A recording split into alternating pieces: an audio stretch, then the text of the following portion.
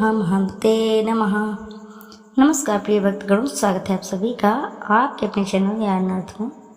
आप सभी का दिन शुभ और मंगलमय हो। भगवान बजरंगबली की कृपा आपके और आपके समस्त परिवार पर सर्वदा बनी रहे। श्रोताओं, आज आषाढ़ मास का मंगलवार है। मंगलवार का दिन भगवान बजरंगबली को समर्पित होता है। आज के दिन जो भी साधक इस कथा का सच्चे हृदय के साथ रसपान करते हैं, उनके सभी संकट दूर हो जाते हैं। भगवान बजरंगबली की कृपा से उनके जीवन में धन धान्य की वृद्धि होती है और संपूर्ण मनोकामनाएं पूर्ण होती हैं। तो आइए ध्यान लगाकर रसपान करेंगे संकट मोचन भगवान की पावन एवं पौराणिक पुण्य फल देने वाली व्रत कथा। एक बार नैमिषारण्य तीर्थ में 80,000 मुनि एकत्र होकर पुराणों के ज्ञाता श्री सूत जी से पूछने लगे, हे महामुने, आपने हमें अनेक पुराणों की कथाएं सुनाई हैं। आप कृपा करके हमें ऐसा व्रत और कथा बताएं जिसको करने से संतान की प्राप्ति हो तथा मनुष्य को रोग शोक अग्नि सर्व दुख आदि का भय दूर हो, क्योंकि कलियुग में सभी जीवों की आयु बहुत ही कम है।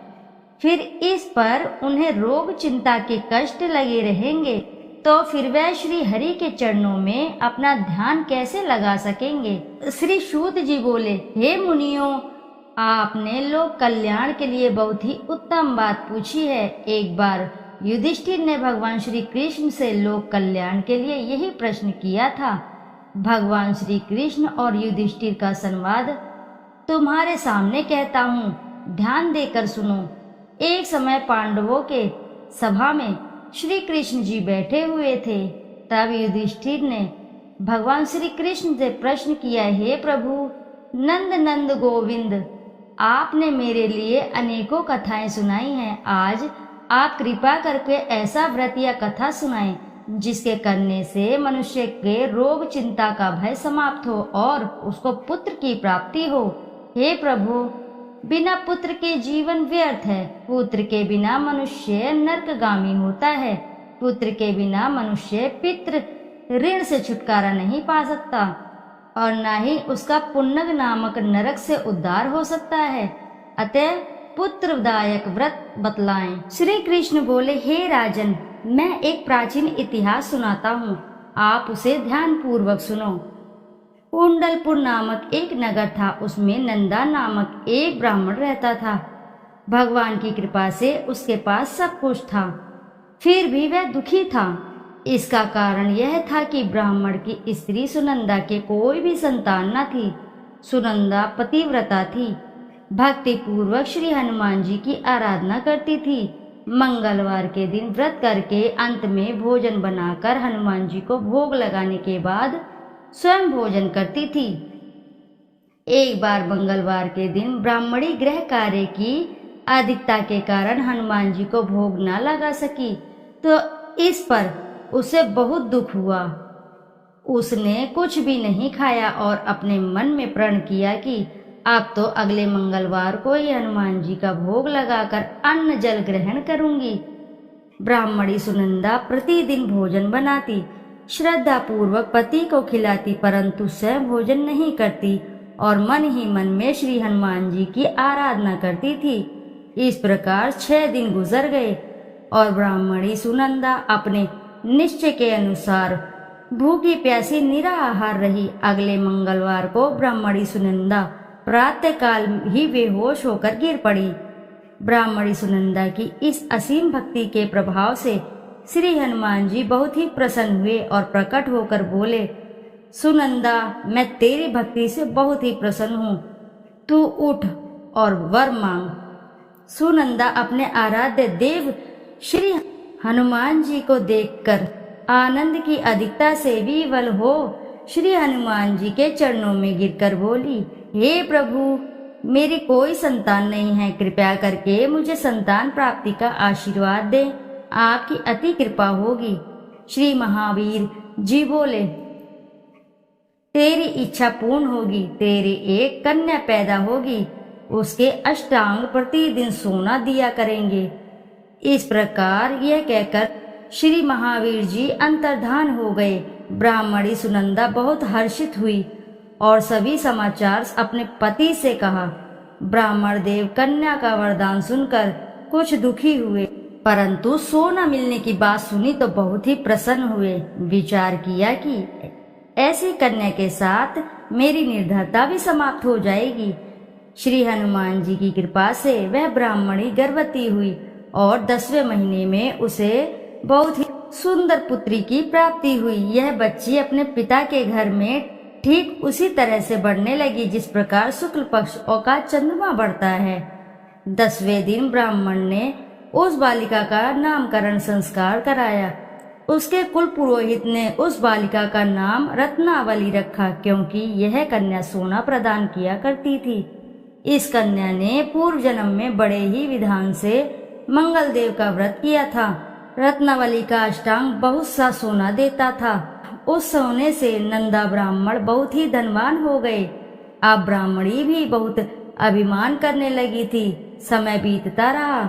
अब रत्नावली 10 वर्ष की हो चुकी थी। एक दिन जब नंदा ब्राह्मण प्रसन्नचित्त था, तब सुनंदा ने अपने पति से कहा, मेरी पुत्री रत्नावली विवाह के योग्य हो गई है, अतः आप सुंदर सा कोई योग्य वर देकर इसका विवाह कर दें। यह सुन ब्राह्मण बोला, अभी तो रत्नावली बहुत छोटी है। तो ब्राह्मणी बोली, शास्त्रों की आज्ञा है कि कन्या 8वें वर्ष में, गौरी 9 वर्ष में और रोहिणी 10वें वर्ष में कन्या के इसके पश्चात रजस्वला हो जाती है। गौरी के दान से पाताल लोक की प्राप्ति होती है, रोहिणी के दान से वैकुंठ लोक की प्राप्ति होती है, कन्या के दान से इंद्र लोक में सुखों की प्राप्ति होती है। अगर हे पतिदेव रजस्वला का दान किया जाता है तो घोर नरक की प्राप्ति होती है। इस पर ब्राह्मण बोला, अभी तो रत्नावली मात्र 10 ही वर्ष की है और मैंने तो 16-16 साल की कन्याओं के विवाह कराए हैं, अभी जल्दी ही क्या है। तब ब्राह्मणी सुनंदा बोली, आपको तो लोभ अधिक हो गया है लगता है। शास्त्रों में कहा गया है कि माता पिता और बड़ा भाई रजस्वला कन्या को देखते हैं तो अवश्य ही नरकगामी होते हैं। तब ब्राह्मण बोला, अच्छी बात है, कल मैं अवश्य ही योग्य वर की तलाश में अपना दूत भेजूंगा। दूसरे दिन ब्राह्मण ने अपने दूत को बुलाया और आज्ञा दी कि जैसी सुंदर मेरी कन्या है वैसा ही सुंदर उसके लिए वर की तलाश करो। दूत अपने स्वामी की आज्ञा पाकर निकल पड़ा। पंपई नगर में उसने एक सुंदर लड़के को देखा। वह बालक एक ब्राह्मण परिवार का बहुत ही गुणवान पुत्र था। इसका नाम सोमेश्वर था।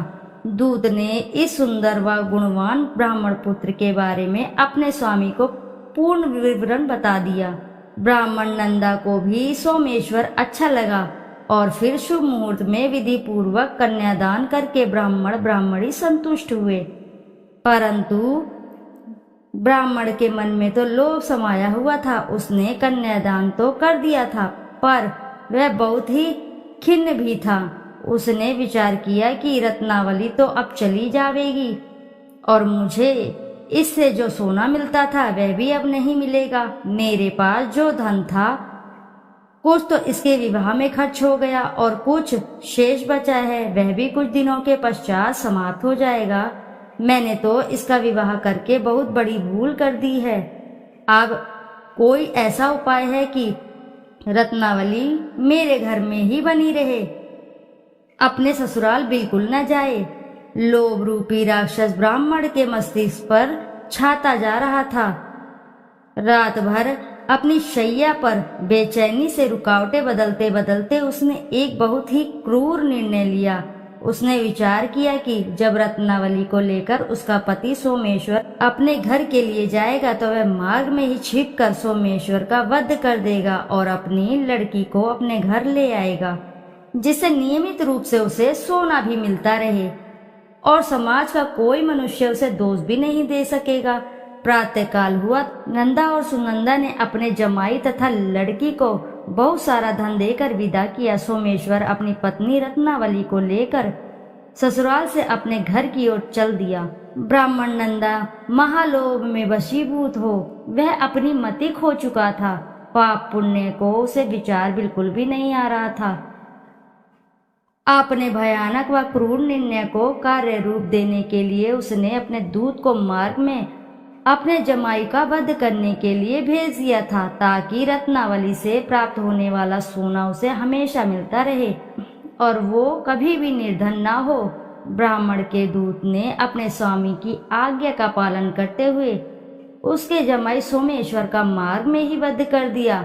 समाचार प्राप्त कर ब्राह्मण नंदा के मार्ग में पहुंचा और रुदन करती अपनी पुत्री रत्नावली से बोला, हे पुत्री, मार्ग में लुटेरों ने तेरे पति का वध कर दिया है। भगवान की इच्छा के आगे किसी की कोई बस नहीं चलता है।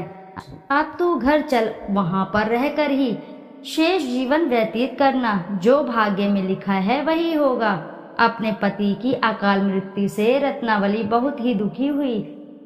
करुण करंदन व रुदन करते हुए अपने पिता से बोली, हे पिताजी, इस संसार में जिस स्त्री का कोई पति नहीं है उसका जीना व्यर्थ है। मैं अपनी पति के साथ ही अपने शरीर को जला दूंगी और सती होकर अपने इस जन्म को, माता पिता के नाम को तथा सास ससुर के यश को सार्थक करूंगी। ब्रह्मानंदा अपनी पुत्री रत्नावली के वचनों को सुनकर बहुत ही दुख हुआ और विचार करने लगा, मैंने व्यर्थ ही जमाई का वध करके पाप अपने सिर पर ले लिया।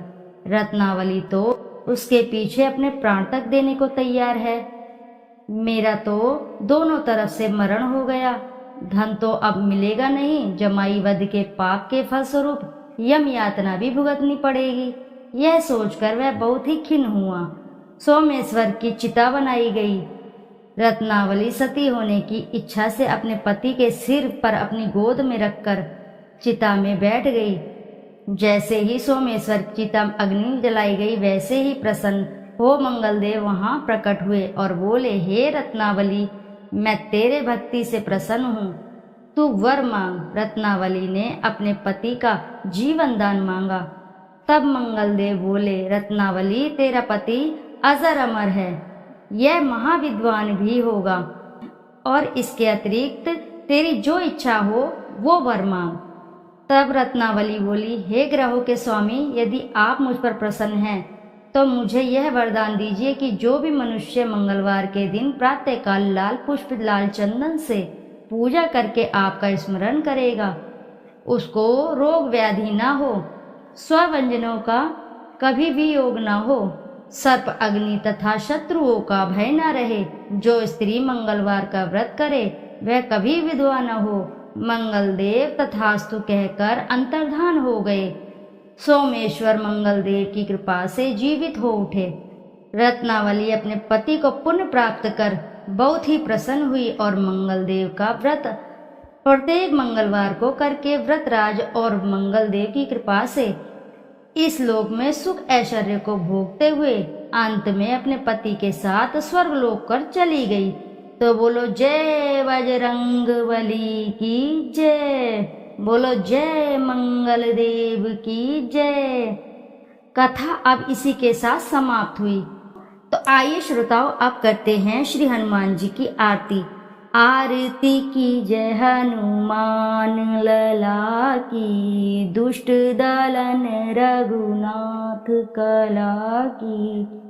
जाके बल से गिरवर कापे, रोग दोष जाके निकट न झाके।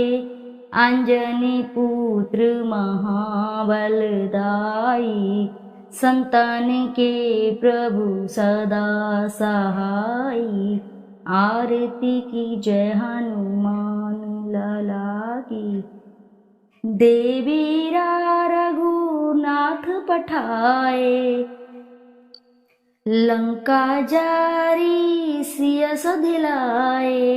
लंका सो स्फोट समुद्र सिकाई, जात पवन सुत बार न लाई। आरती की जय हनुमान लला की। लंका जारी असुर संहारे, सिया राम जी के काज सवारे। लक्ष्मण मूर्छित पड़े सकारे, अग्नि संजीवन प्राण उबारे, आनि संजीवन प्राण उबारे। आरती कीजय हनुमान लला की, पैठी पताल तोरी जमकारे, अहि रावण की भुजा उखारे, बाएं भुजा असुर दल मारे, दाहिने भुजा संत जन तारे। आरती कीजय हनुमान लला की, सुर नर मुनि आरती उतारे, जय जय जय हनुमान उचारे। कंचन थार कपूर लो छाई, आरती करत अंजना माई। आरती कीजय हनुमान लला की, जो हनुमान जी की आरती गावे, वसी बैकुंठ परम पद पावे।